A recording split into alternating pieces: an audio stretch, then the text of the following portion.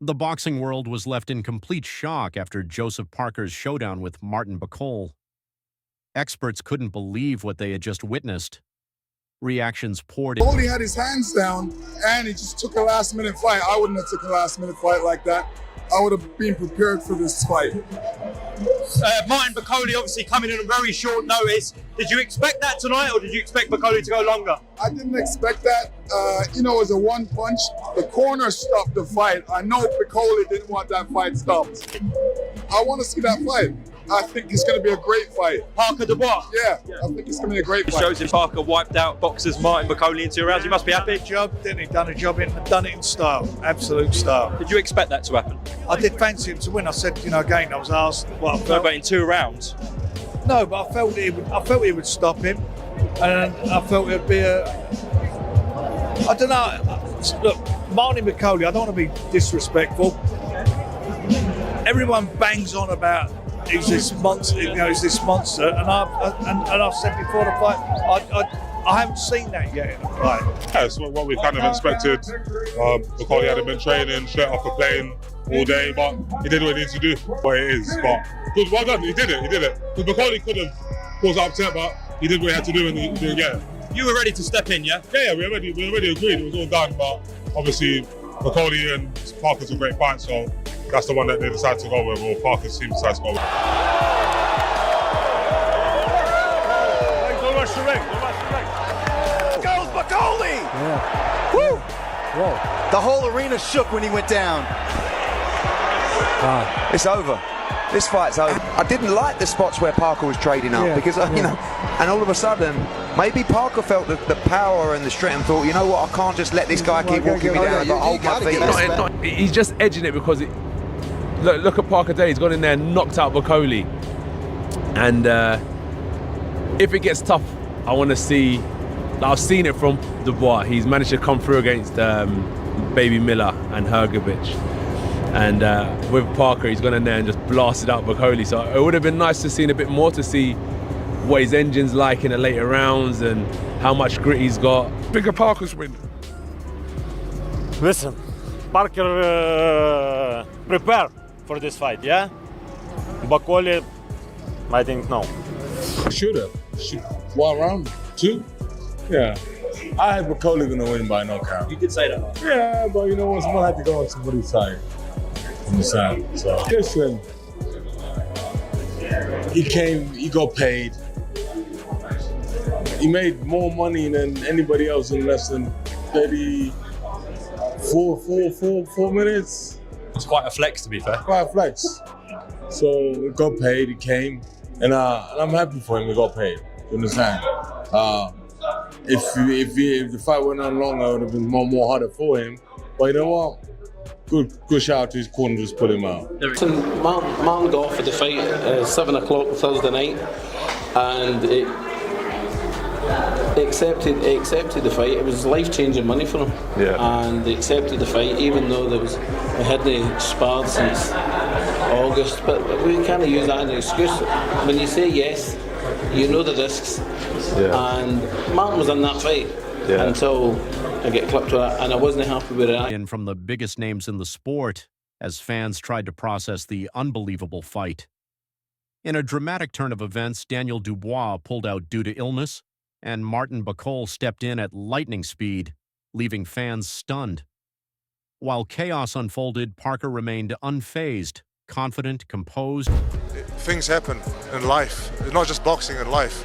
You got to adapt, you got to adjust, and you got to go forward no matter what. So you want to go forward, and hopefully he recovers and gets better. And ready for battle. He wished Dubois a speedy recovery, but the real question remains, was this last-minute change a game-changer or a disaster waiting to happen? Before the fighters even left the ring, controversy erupted. Parker, originally set to face Dubois, was now standing toe-to-toe with the dangerous and highly avoided Bakole.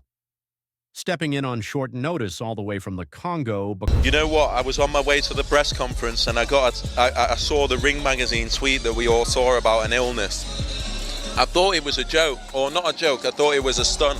I thought I'd never seen a might be ill, and so obviously they were keeping us updated. But at that point, I spoke to Martin's team just as I got to the press conference, and they said an absolutely 100% go and get us that fight. So I'm thinking, fucking hell.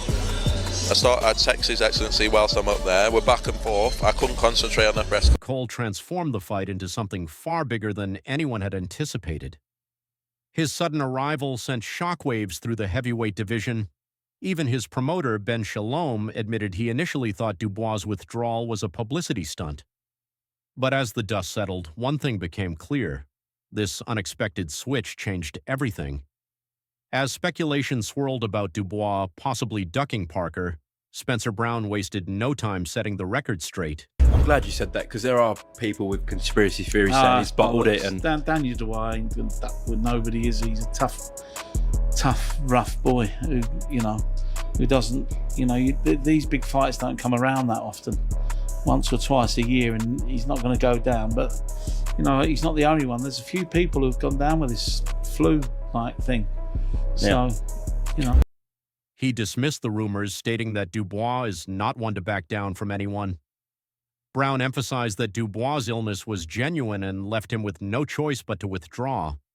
Still, with tensions rising and fans demanding answers, questions linger. Was this truly an unfortunate setback, or is there more to the story?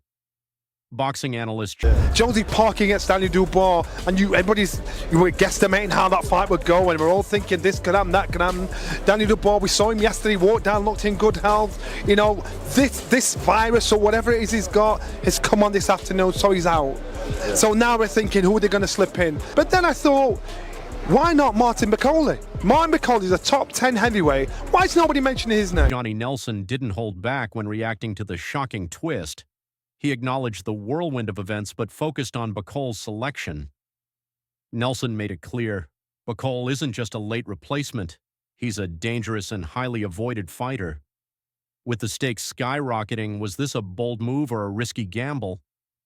Backing up... Martin Bakole, he's a beast of a fighter, and I'm looking forward to challenging myself against Martin Bakole, who's been avoided, and Johnny Nelson's take, Joseph Parker didn't shy away from the challenge of facing Martin Bakole.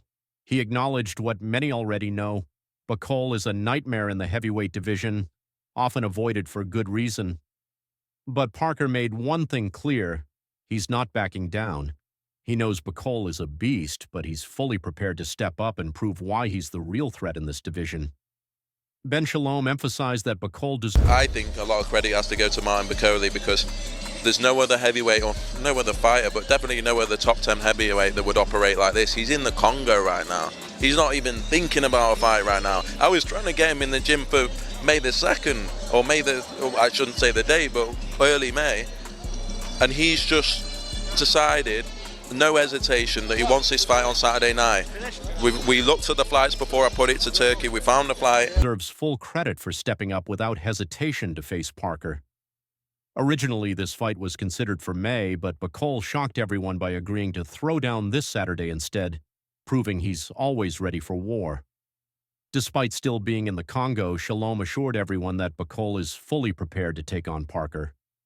However, with limited time to train and a brutal challenge ahead, the question remains. Guy, you talk about, you would be disappointed. The air would be out of the balloon when you had such a great fight with Parker and Dubois, that all of a sudden now it's going to be a downer. Guess what? It's an up again. It's up again because of who the replacement is. A guy that is just as dangerous, or at least in that neighborhood, but I'm going to say just as dangerous as Parker. So, is this a fearless move or a reckless gamble? Teddy Atlas didn't hide his surprise at the sudden shakeup, but wasted no time breaking down Bakole's threat level. He pointed to Bakole's raw power and toughness, reminding everyone of his brutal clash with Jared Anderson, a fight that proved just how dangerous he really is. Now, with Bakole stepping in against Parker, Atlas made one thing clear. The stakes have skyrocketed, and this fight just became going to turn out. Bakole's in there. I actually don't believe that when on the stage just there, Josie Parker knew Bakole was picked. I don't believe Frank Warren or even Ben Shalom knew. But I know that Turkey loves Martin Bakole. He's saying, this fight's happening. This guy's putting his hand up. This is one of the biggest bills in the world, so I want the best. and it's going to happen. So now he's giving the fans exactly what they want. So good on him, because if it wasn't Martin Bakole, it'd be shame on everybody else for not giving Martin Bakole the opportunity, because he's the guy, a top 10 heavyweights, that's willing to step in at short notice and do this. So now you're thinking, well, who's it fair on? It's fair on everybody, because he's a danger man. Joseph Parker's had weeks to prepare for this night. Martin Bakole hasn't. So that balances it out, regardless how much of a bogeyman it is. I think it makes this build brilliant. A must-watch war. Johnny Nelson was caught off guard by the announcement of Bakole as Parker's new opponent, but he didn't hold back in praising the bold matchmaking. He credited the team behind the scenes for delivering a fight that fans have been dying to see. Nelson highlighted the clear difference in preparation. Parker had a full camp while Bakole was jumping in on short notice. But that's exactly what makes Bakole the true boogeyman of the heavyweight division. I think, having seen Bakole and we're like in the last few days, and he's not always the fittest, and obviously he's not in camp.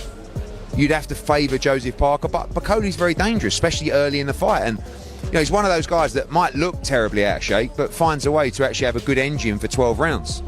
So if he has that engine, he'll be very dangerous. But I do favour... Fearless, unpredictable, and always ready to bring the fight. Before the fight, Eddie Hearn openly backed Parker, but wasn't blind to the danger Bakole posed. While Hearn leaned toward Parker as the favorite, he couldn't ignore the looming question: how fit is Bakole really? Despite stepping in at the last minute, Bakole's raw power and unpredictability made him a real threat. Hearn made it clear this fight could easily be the greatest last-minute replacement in recent memory, maybe ever. Honestly, maybe ever. Names that were being bandied about. I mean, there were some good names, don't get me wrong. Like Lawrence Okoye's name was brought up, David Adelaide's name was brought up, Dillian White's name was brought up, Joe Joyce's name was brought up. And look, for 2 days' notice, they're all solid names. All of them are solid names for 2 days. Martin Bakole, I didn't even bring his name up because I thought there's no way on this earth that Andy Lee and Joseph Parker are going to accept fighting Martin Bakole on 2 days' notice. You're not going to fight Martin Bakole when you've been training for a Daniel Dubois. Like, Martin Bakole and Daniel Dubois might be like that. Obviously, Daniel Dubois is a champion, and Daniel Dubois' run of recent results puts him ahead of Martin Bakole, but Martin Bakole is right up there. Martin Bakole is a top 6, top 7 heavy. Swing in Bakole's favor if Parker didn't stay sharp. The stakes were higher than anyone realized. A day after the news broke, Ed Oladipo couldn't hide his shock at Bakole stepping in to face Parker. He acknowledged that while Bakole is dangerous, he is still a step below Daniel Dubois. Oladipo drew a stark contrast between Dubois and Bakole, emphasizing the noticeable gap in skill between the two. While Bakole is no slouch, Oladipo made it clear that stepping in for Dubois raised the stakes and intensified the challenge for both fighters. And that's a wrap on the whirlwind of surprises shaking up the heavyweight division. With Bakole stepping in on short notice to face Parker, the stakes were through the roof. What a battle it turned out to be. Did Bakole rise to the occasion, or did Parker solidify his dominance in the ring? Either way, this fight will go down in history. Don't forget to smash that like button, drop your thoughts in the comments, and subscribe for more action-packed updates. The heavyweight division just got a whole lot more interesting.